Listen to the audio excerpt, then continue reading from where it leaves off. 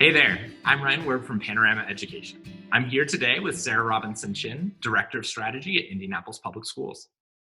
Hi, Ryan. It's great to see you. Great to see you, my friend.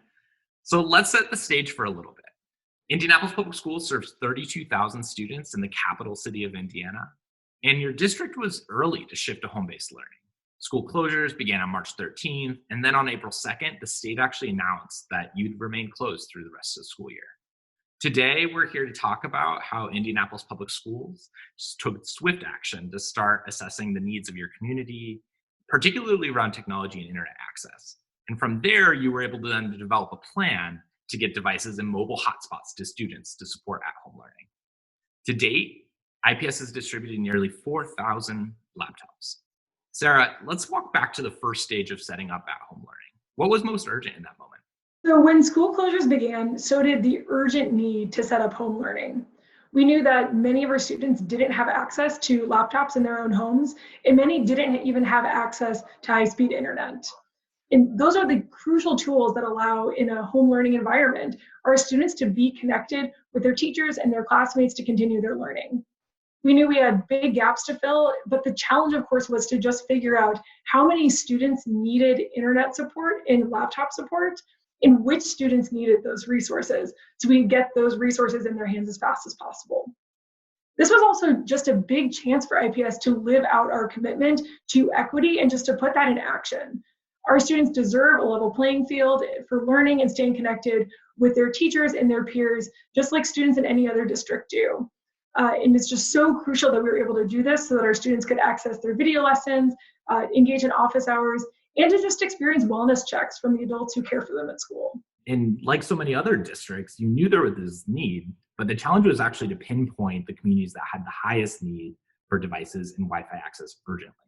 So that's when your team at IPS and then my team at Panorama worked together to set up this technology and accessibility survey to ask about that technology access. Tell us about how you actually use that data from this survey to support your students. The survey was crucial for helping us understand how many of our students needed laptops and how many needed internet support. When we sent out the survey, the response was immediate. Within a week, we had 7,300 responses to the survey from our families that represented nearly 14,000 IPS students. Through that survey, we found that 70% of our students did not have access to a laptop or desktop computer at home to access their learning, and 30% did not have access to high-speed internet. So we took that information, and then with the amazing support of our principals, our teachers and staff, and additional volunteers, we then did a phone bank of our students to pinpoint exactly which students needed Chromebooks and MiFis. That information that we gathered through the Panorama survey, and then also through our phone banking process, has allowed us to distribute nearly 4,000 laptops already. We were then also, through our partnership and work with our IPS Foundation, able to purchase 1,500 internet MiFis that allow our students to access the internet at home as well. We have been focusing primarily on distributing those to our high school students first and to our middle school students who are in credit-bearing courses. It's so important that we focus on those students because catching up and maintaining their e-learning is what's going to keep them on track for graduation. We're also just so proud because all of this work has meant that we're able to keep our 32,000 students in contact with our 2,600 teachers on staff at Team IPS. Maintaining that relationship and that connection during this really challenging time is just so incredibly important, both for our students' continued learning, but then also for their social and emotional development as well. And needless to say, we're living in a really new reality of rapid response. Can you talk about what that actually looks like for the leadership team at IPS, specifically around accessing devices and Wi-Fi? Well, Ryan, I know you're a principal, so you know that everyday learning counts.